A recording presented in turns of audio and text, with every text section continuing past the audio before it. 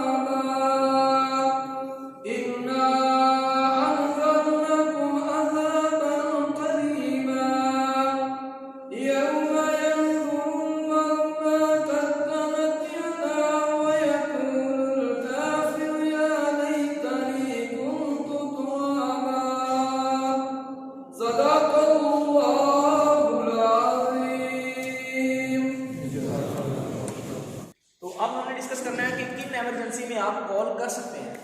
Number 1, RTA. RTA stand for road traffic accident. सड़क का कोई भी हादसा हो जाए तो उसको हम क्या कहेंगे? ये आरटीए होगा। दो मोटरसाइकिल आपस में टकरा गए हैं, कोई मोटरसाइकिल स्लिप हो गई है या कोई वैन उलट गई है, यानी सड़क का कोई भी हादसा हो गया, उसको हम इन शॉर्ट क्या कहेंगे? आरटीए। तो इस सूरत में भी आपने 112 पे कॉल करनी है। Number 2, medical.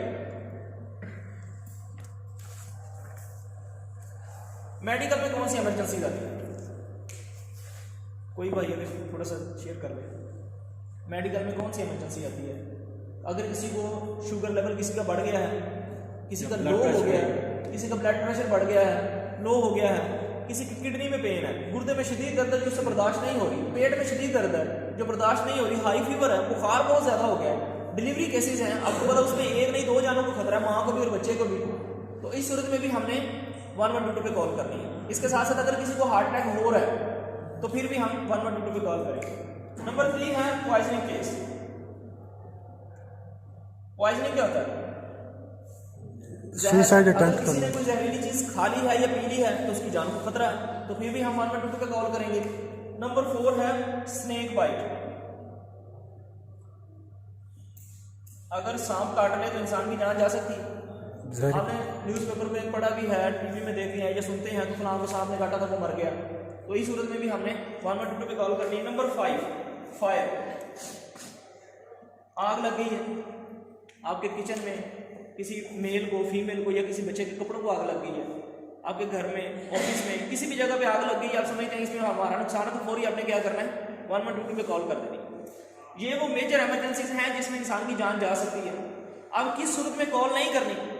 अगर किसी को हल्का सा पेट में दर्द है, हल्का सा बुखार है, खांसी आ रही है, तो इस सूरत में हमने कॉल नहीं करनी। इससे नुकसान क्या होगा? आपने छोटी इमरजेंसी के लिए हमारी एम्बुलेंस अपनी तरफ बुला ली है, लेकिन दूसरी तरफ अगर कोई मेजर एक्सीडेंट हो गया, किसी की जान जा रही है, तो वहाँ फिर हमारी एम्बुलेंस नहीं जा पाएगी। तो कोशिश करें कि जब वाकई इमरजेंसी हो तो आप हमें बुलाएं, हम आपके पास इंशाल्लाह पहुँचें।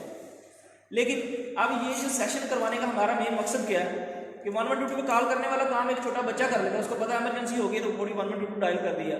लेकिन यहाँ पे बुलाने का मकसद ये है कि अगर इन इमरजेंसीज में ऑन द स्पॉट आप वहाँ पे मौजूद हैं, एक्सीडेंट हो गया, आप वहाँ पे खड़े हैं, तो हमारे आने से पहले, रेस्क्यू 112 के आने से पहले एज ए फर्स्ट एडर आप उसको तिब्बी इमदाद क्या दे सकते हैं?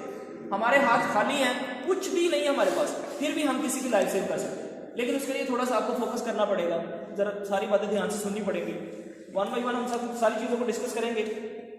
नंबर 1 है RTA। एक्सीडेंट हो गया, आप घर से ऑफिस आ रहे हैं या ऑफिस से घर जा रहे हैं, रास्ते में आपने देखा है कि एक्सीडेंट हो गया, वहाँ पे 20-30 इंसान मौजूद होते हैं लेकिन इंसानियत नहीं होती। जब रेस्क्यू 112 अमला 5 मिनट बाद 10 मिनट बाद वहाँ पहुँचते हैं तो वो पेशेंट वैसे ही पड़े होते हैं। वहाँ पे खड़े हुए लोग क्या करते हैं, अपना मोबाइल निकाला, उसमें सेल्फी ले रहे हैं, तस्वीरें बना रहे हैं, वीडियो बना रहे हैं, जिसको भी मकसद ही नहीं। हम चाहते हैं कि हमारे ये जो भाई अररिया के हैं, अगर इनमें से कोई एक बंदा भी वहाँ से गुजर रहा है तो कम से कम वो 20 लोग खड़े देख रहे हैं तो आप बाइक में रोकें, उस पेशेंट को फर्स्ट एड दें और चले जाएं। वो सोचेंगे जरूर यार ये कौन बंदा था, ये किस डिपार्टमेंट से था। तो हम चाहते हैं कि एक आम बंदे में और हमारे अदलिया के जो भाई हैं उनमें ये डिफरेंस होना चाहिए। एक्सीडेंट हो गया तो उस वक्त में हमने करना क्या है। एग्जाम्पल हम छोटी सी ले लेते हैं कि अगर किसी के बाजू पे कट लग गया, एक्सीडेंट हुआ है, बाजू पे, टांग पे, किसी भी जगह पे खून निकल रहा है, तो उसको हमने रोकना है। कैसे रोकेंगे? खून को रोकने के 4 तरीके हैं। कौन कौन से? सबसे पहले हमने क्या करना है, एक साफ कपड़ा लें, अगर आपकी जेब में रुमाल है तो रुमाल निकालें, रुमाल निकाल के आपने जख्म के ऊपर रखें, जख्म के ऊपर रख के हाथ से दबाएंगे तो ब्लड कंट्रोल हो जाएगा। लेकिन अगर ब्लड कंट्रोल नहीं हुआ, इसका मतलब है कि ज़्यादा ब्लड निकल रहा है, तो फिर आपके पास कोई साफा है, कोई दुपट्टा है या कोई मफरल है, इस तरह की कोई चीज़ है, तो आप एक उसके ऊपर कवर कर दें। अगर आप देखते हैं कि एक पट्टी मैंने की है तो उससे मुझे ब्लड नज़र आ रहा है, इसका मतलब है कि ब्लड कंट्रोल नहीं हुआ, फिर 2 कर दें। अगर दूसरी से भी थोड़ा सा नज़र आ रहा है तो 3 कर दें। एक मोटी तय बनेगी तो ब्लड कंट्रोल हो जाएगा। लेकिन अगर फिर भी कंट्रोल नहीं हो रहा तो फिर हमने क्या करना है कि उसका लेवल जो है उस हिस्से को थोड़ा सा ऊपर कर देना। अब ऊपर कहाँ से करना है? हमारे पूरे जिस्म को खून कहाँ से जा रहा है? हमारे दिल से। अब इस हिस्से को हमने क्या करना है, दिल से ऊपर कर देंगे। जब दिल से थोड़ा ऊपर करेंगे तो दिल पंप करेगा, प्रेशर से पूरे जिस्म में खून जाएगा, लेकिन इस हिस्से तक जरा कम जाएगा। इस तरह पहले मैंने बताया कि हमने हाथ से वो कपड़ा रख के दबाना है, अगर उससे कंट्रोल नहीं हुआ तो फिर पट्टी करेंगे, अगर पट्टी करने से भी कंट्रोल नहीं हुआ तो क्या करेंगे, उसका लेवल थोड़ा सा ऊपर कर देंगे। अब हमने 3 तरीके अप्लाई किए हैं, खून फिर भी निकल रहा है। चौथा तरीका जो है वो सबसे अच्छा भी है और ख़तरनाक भी है। कौन सा?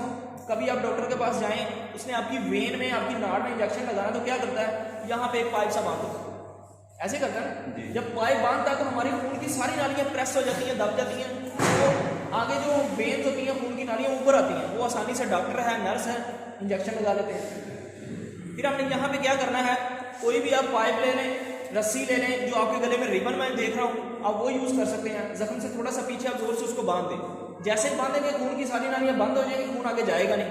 ये तरीका अच्छा इसलिए है कि खून कंट्रोल हो गया, क्योंकि सारी नालियाँ तो बंद हो गई, लेकिन खतरनाक क्यों? इसको हमने एक मखसूस टाइम है उसमें बांधे रखना है, उसके बाद खोलना भी है।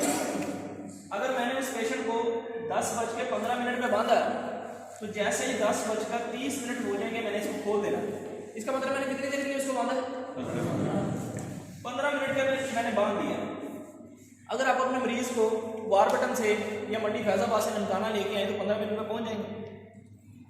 नहीं पहुंचेंगे, थोड़ा टाइम ज़्यादा भी लग सकता है। आप देखते हैं कि रेस्क्यू वाले भाइयों ने बताया था कि 15 मिनट बांधना है, 15 मिनट तो पूरे हो गए, फिर उसको आपने खोल देना।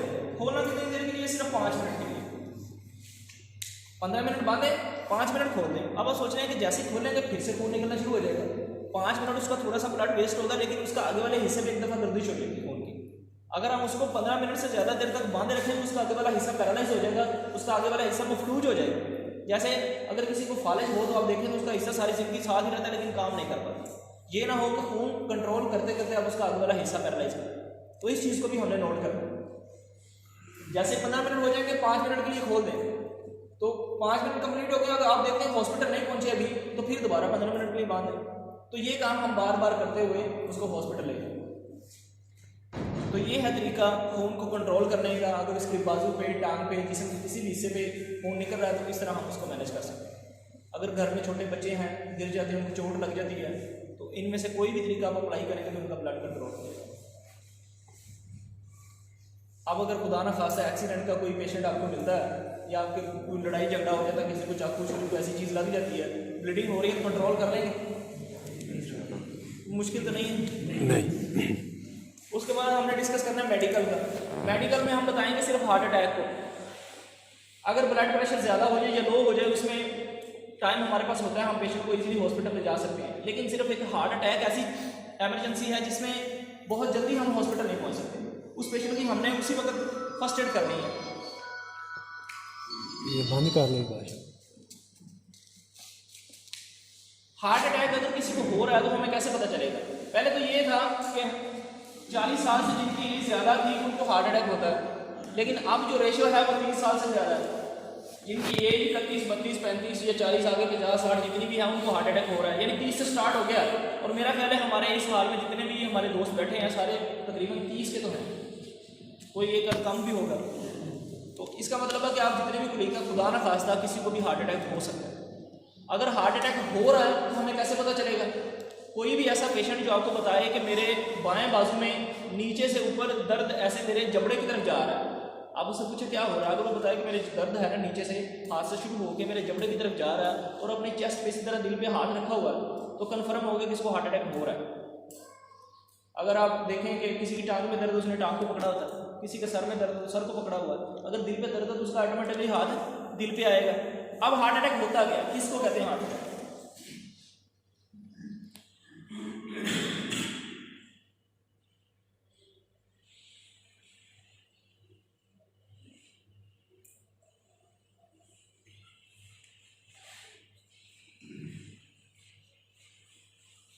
ये एक छोटी सी तस्वीर बनाई है दिल की। हमारे दिल के साथ खून की काफ़ी सारी नालियाँ होती हैं जिनकी वजह से खून पूरे जिस्म में जाता है और पूरे जिस्म से खून दिल में आता है। किसी भी एक खून की नाली में ब्लड जम गया, थोड़ा सा क्लॉट बन गया, तो अब दिल पंप करने की कोशिश कर रहा है लेकिन उसका पंप फेल हो रहा है। किसकी वजह से? इस जमे हुए ब्लड की वजह से। अगर ये मसला होगा तो फिर पेशेंट को लेफ्ट बाजू में पेन होगा, जो जैसे मैंने बताया। तो इस क्लॉट को, इस जमे हुए खून को हमने ख़त्म करना है। कैसे ख़त्म करेंगे? तो हमारे पास किसी की जान बचाने के लिए टाइम कितना है? 1 से 7 मिनट। तो ऐसे पेशेंट को क्या 7 मिनट में हॉस्पिटल ले जाएंगे? नहीं लेके जा सकते। तो उसके लिए हमने फर्स्ट एड क्या करनी है? ऐसा पेशेंट हो सकता है हमारी अम्मी है, हमारे अब्बू हैं, हमारे बड़े भाई हैं, घर में कोई हमारा ब्लड रिलेटिव है, तो उसके लिए क्या करेंगे? एक डिस्प्रिन की गोली उस पेशेंट की ज़ुबान के नीचे रख दें। अब ज़ुबान के नीचे क्यों रखते हैं? आप देखते हैं हमारी ज़ुबान के नीचे, कभी शीशे में सामने खड़े होकर देखें, ज़ुबान उठाएंगे आपको नज़र आएंगे हमारे नीले से ग्रीन से निशान हैं। उन निशानों का तल्लक सीधा हमारे दिल के साथ। अगर डॉक्टर ने मेडिसिन का जल्दी असर करवाना तो वो क्या करता है? वो कोई भी टैबलेट है वो ज़ुबान के नीचे रख देता है, वो फौरी दिल पे असर करती है, बंदा ठीक हो जाता है। लेकिन यहाँ पे क्या करना है? एक डिस्प्रिन टैबलेट ज़ुबान के नीचे रखेंगे, फौरी दिल पे असर करेगी। अब डिस्प्रिन का काम क्या है? उसने ब्लड को पतला करना। जैसे ही दिल पे असर करेगी तो फौरी क्या होगा? ब्लड पतला हो जाएगा। तो पतला होने से ये जो जमा हुआ ब्लड भी यहाँ से रिमूव हो जाएगा। इस तरह हम 1 रुपये की गोली से किसी की लाइफ सेव कर सकते हैं। अब अगर किसी को हार्ट अटैक हो रहा है तो मैनेज हो जाएगा इंशाल्लाह जी। लेकिन अब बात ये है कि अगर डिस्प्रिन टैबलेट नहीं है फिर क्या करेंगे? एक छोटी सी एग्जांपल दूंगा। सर आपका नाम क्या है? गुलाम नबी। गुलाम नबी साहब हैं, ये अपने घर में एक छोटा सा पैरेट रखा हुआ है इन्होंने, तोता है। तो ड्यूटी से जाके थोड़ा सा तोते को टाइम देते हैं, कभी उसको मिर्ची खिला, कभी चूरी खिला। तो कोशिश करते हैं कि अगर ये खा रहा है तो इसको मैं बुलाऊँ तो ये बोलना शुरू करेगा। तो मियाँ मिट्टू को बोलेंगे मियाँ मिट्टू चूरी खानी, तो वो आहिस्ता आहिस्ता बोलना शुरू करेगा। अब ये गुलाम नबी साहब देखेंगे कि अगर ये बंदा ये जो पैरट है ये कह सकता है मियाँ मिट्टू चूरी खानी, तो ये मेरा नाम क्यों नहीं ले सकता? तो उसको नाम लेना सिखाते हैं कि मियाँ मिट्टू मेरा नाम लो, मेरा नाम है गुलाम नबी। तो वो ऐसा ऐसा आधा नाम लेगा, फिर पूरा नाम लेना शुरू कर देगा। इनको बड़ी खुशी होगी कि मैंने ऑफिस से आकर थोड़ा सा इसको टाइम दिया, आज ये मेरा नाम ले रहा है। फिर ये क्या करेंगे? ऑफिस से अपने कोलीग्स जो इनके ज़्यादा क्लोज हैं उनको अपने घर में बुलाएंगे, उनको चाय शाय पिलाएंगे। तो ये पिंजरा वो पैरट वाला लेके आएंगे वहाँ पे, उसको छेड़ेंगे जानबूझ के, ताकि इनको भी पता चले कि ये क्या कहता है, क्या बोलता है। और वो जैसे ही उसके पिंजरे को हाथ लगाएंगे तो पैरट बोलेगा मियाँ मिट्टू चूरी खानी, गुलाम नबी। तो इनको और ज़्यादा खुशी होगी कि मेरे दोस्तों के सामने मेरा नाम ले रहा है। अब देखें, तोता जो है वो सीखने के बाद शोर करके सबको बता रहा है कि मुझे सिखाने वाला ये बंदा है और मैंने ये सारा कुछ सीखा है। अगर ट्रेनिंग के बाद वो सबको बता रहा है तो हम लोग तो सारे अशरफुल मखलूक़ात हैं, अल्लाह ताला ने हमें सारी मखलूकों से ज़्यादा बेहतर बनाया। तो अगर ट्रेनिंग के बाद हमारे अंदर भी चेंज नहीं आता तो हम फिर तोते से बहुत पीछे। तो मैं ये आप सबसे रिक्वेस्ट करूँगा कि जैसे हम एक वॉलेट में अपने पर्स में 5 रुपये का सिक्का संभाल के रख सकते हैं 8-10 दिन, तो कोई फ़कीर मिलेगा तो उसको देंगे, या कोई छोटा बच्चा मुझसे मांगेगा तो मैं उसको दे दूँगा। अगर 5 का सिक्का इतने दिन संभाला जा सकता है तो क्या 2 डिस्प्रिन टैबलेट हमारे वॉलेट में नहीं जा सकते? ऐसा पेशेंट हमें हमारे घर में मिल सकता है, हम जिस गाड़ी में सफ़र कर रहे हैं वहाँ पर मिल सकता है। इतनी ज़्यादा ज़िंदगियाँ होती हैं, ड्राइवर अकेला ड्राइव कर रहा है, तो अगर खुदा ना खासा ड्राइवर के साथ ऐसा प्रॉब्लम हो गया, आप जल्दी से डिस्प्ले निकालें, उसकी ज़ुबान के नीचे रखें, तो इसका मतलब आपने उस एक इंसान की जान नहीं बचाई, उसमें जितने भी लोग बैठे हैं सबकी जान बचाई। तो क्या आपको अपने ऊपर प्राउड फील नहीं होगा कि यार मेरी वजह से आज कितने लोगों की जान बच गई? तो कोशिश करें कि अब तो नहीं है, कल से, कल का दिन जो स्टार्ट होगा उसमें आपके पास सबके पास एक एक डिसिप्लिन टैबलेट आपकी क्वालिटी होनी चाहिए। हम जब भी कभी अदालत में विजिट करें, चेक करें, तो जो भी भाई हमें मिलेंगे हम उनसे पूछेंगे कि ज़रूर कि आपके ट्रेनिंग के बाद चेंज आया या नहीं आया। ज़रूर जनाब, इंशाल्लाह। तो अब हार्ट अटैक मैनेज होगा इंशाल्लाह। उसके बाद पॉइजनिंग केस है, अगर किसी ने गुस्से में आके कोई जहरीली चीज़ खा ली है, इसकी दो कंडीशन हैं। अगर किसी ने टैबलेट्स खाई, अब मियाँ बीवी उनका आपस में झगड़ा हो गया, मियाँ ने कुछ ज़्यादा ही बीवी को इंसल्ट कर दी है, उसने गुस्से में आके क्या किया, जितनी भी मेडिसिन पड़ी थी सारी निकाली है टैबलेट्स, और निकाल के निगल ली। अब आपको पता चल गया कि मेरी मिसेज ने गुस्से में यह काम कर लिया। आपने क्या करना, जल्दी से उसको 1 गिलास 2 गिलास पानी पिलाएं, ज़बरदस्ती पिलाएं या प्यार से, जैसे भी। पानी जब उसके स्टमक में जाएगा, गोलियां ऑलरेडी वहाँ पे मैदे में हैं, और पानी और गोलियां क्या होगा, आपस में मिक्स हो जाएंगी। उसके हलक में उंगली डालें, उसको क्या करवाएं, जैसे वो उल्टी करेगा सारा जो रॉ मटेरियल है मिक्स होके वो बाहर आ जाएगा। तो इस सूरत में हमने ये करना है। लेकिन अगर किसी ने गंदम वाली गोली खाई है, जहरीला स्प्रे भी है, फरनैल खाई है या ब्लीच भी है, तो ये ज़्यादा जहरीली है, तो इस सूरत में हमने पेशेंट को उल्टी नहीं करवानी। वो क्यों नहीं करवानी? वो इसलिए नहीं करवानी कि हो सकता है कि जाते हुए वो जहर ने या गंदम की गोली ने, जहरीले स्प्रे ने जाते हुए ज़्यादा हिस्से को टच नहीं किया। जब हम उसको उल्टी करवाएं तो वो सारे हिस्से को टच करके बाहर निकलेगा। अगर उसके कोई 10-20% जिंदा बचने के चांसेस थे, अब हमने वो ख़त्म कर लिया। फिर क्या करेंगे, 1 गिलास में पानी लें, उसमें राख, जिसको पंजाबी में सवा बोलते हैं, राख के 2 चम्मच लें, पानी के गिलास में इस तरह मिक्स कर दें। मिक्स करने के बाद आप उस पेशेंट को पिला दें जिसने क्या खाया है, गंदम की गोली, जहरीला स्प्रे, ब्लीच या फरनैल, इस तरह की कोई जहरीली चीज़ है। तो जैसे ही वो राख वाला पानी उसके स्टमक में जाएगा, उसके मैदे में जाएगा, उसको जितना भी जहर मिलेगा सारा अपने अंदर जज़ब कर लेगा और जहर को फिर काम नहीं करने देगा। तो वो पेशेंट शाम को अगले दिन जब वॉशरूम जाएगा तो इस तरह वो सारा रिलीज हो जाएगा। इस तरह हम राख से, सवा से किसी की लाइफ सेव कर सकते हैं। हो जाएगा इंशाल्लाह। स्नेक बाइट, अगर सांप काट ले तो फिर क्या करना है? तो आप में से कभी किसी ने कोई ऐसा पेशेंट देखा है सांप ने जिसको काटा हो? उसके लिए क्या करते हैं? दाम शाम करवाते हैं साहब, दाम करवाने से पहले कोई चक्कर नहीं, जैसे हमको घेरा करके उनका बांध देते हैं जी, यही बांध देते हैं। नीम का पत्ता से सांप ज़्यादातर काटते हैं हमारी टांग पे, हमारे पाँव पे। अगर हम चारा काट रहे हैं तो हमारे हाथ पे या बाजू में काट सकते हैं। तो यहाँ पे हमने क्या करना है? भाइयों से मैंने पूछा, उन्होंने बताया कि अगर सांप ने काटा, ये निशान में नज़र आ रहा है, तो हमने क्या करना है, यहाँ से बांध देना। ठीक है, बांधने का हमारा मेन मकसद ये है कि जो जहर है वो ब्लड की गर्दिश के साथ साथ पूरी बॉडी में न जाए, उसी हिस्से में रह जाए। मेन मकसद यही है। उसके बाद क्या करेंगे? जख्म को गहरा कर देंगे। जख्म को गहरा कर देंगे। तो हमारे पास कोई चाकू है, छुरी है, ब्लेड है, तो हम लेंगे, जल्दी से उस जख्म के ऊपर थोड़ा कट लगाएंगे। कट हमने इस तरह क्रॉस बना दिया या जमा का निशान इस तरह बना देंगे। हमारी कोशिश होगी कि कट थोड़ा गहरा लगे। गहरा कट लगेगा तो खून ज़्यादा निकलेगा, उसके साथ जहर भी बाहर आ जाएगा। यही मकसद है जी हमारा। लेकिन हम लोग इतने ज़्यादा ट्रेंड नहीं है, हमें नहीं पता कि जहाँ पे हम कट लगा रहे हैं उसके नीचे खून की नाली भी हो सकती है। अब अगर हमने कट लगा दिया, खून की नाली कट गई है, तो हो सकता है वो सांप के काटने की वजह से बंदा बच सकता था, लेकिन अब खून इतना ज़्यादा निकल रहा है, हमसे कंट्रोल ही नहीं हो रहा। तो इसका मतलब फिर हम कट नहीं लगाएंगे। फिर और क्या कर सकते हैं? मूवीज़ देखते हैं, फिल्मों में देखते हैं ना।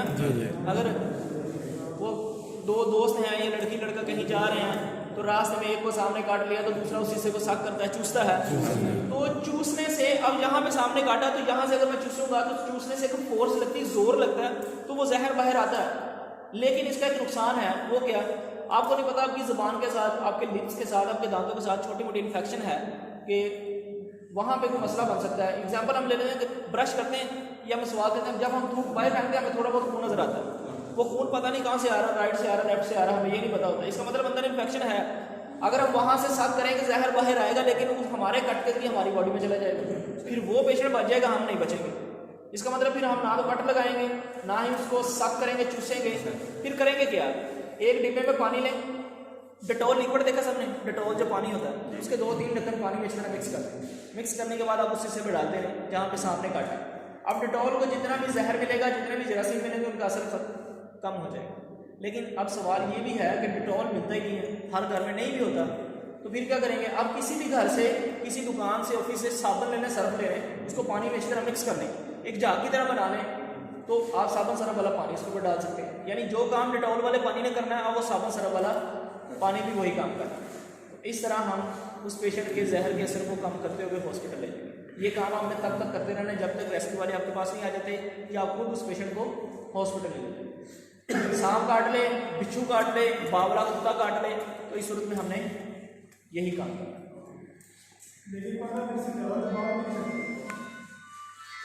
अब अच्छी बात है, मैं ये कहूँगा कि the more you question the more you learn, कि जितने ज़्यादा क्वेश्चन करेंगे उतना सीखने का मौका ज़्यादा होगा। तो आज मुझे खुशी है कि मेरे सामने वेल एजुकेटेड लोग भी हैं, तो हम आज सिखाने भी आए हैं और कुछ सीख भी रहे हैं आपसे। भाई ने कहा है कि हमने यहाँ बात की है तो 15 मिनट बांधेंगे, 5 मिनट खोल देंगे, लेकिन यहाँ भी हम इसको खोलेंगे नहीं। जब सांप ने काट लिया फिर हमने उसको खोलना नहीं है। ये ना हो कि 15 मिनट आपने इसको बांधे रखा है, उसके जहर को उसी जगह पे फिक्स करके रखा है, तो फिर 15 मिनट के बाद आप इसको खोल देंगे तो जहर फिर से दोबारा पूरी बॉडी में चला जाएगा, तो फिर हमें 15 मिनट कंट्रोल करने का फायदा होगा नहीं होगा। हमारे पाकिस्तान में 95% जो सांप हैं वो जहरीले नहीं है, जहरीले नहीं है। सिर्फ 5% सांप जो हैं वो जहरीले हैं, लेकिन उनकी हमें पहचान नहीं है। आज छोटी सी एक पहचान बताता हूँ आपको। पता है सांप का मुंह जो होता है वो आगे सी शेप बनी होती है, अगर वो ऐसे काटेगा तो इधर सी बनेगी, अगर इस तरह काटेगा तो इधर बन जाएगी। आपने देखना है जो पेशेंट के अगर ये नजर आ रहा है सबको, पीछे तक नजर आ रहा है, अगर इस सांप के काटने से इस तरह सी बन गई है तो इसका मतलब है कि ये 95 है, ये जहरीला नहीं है।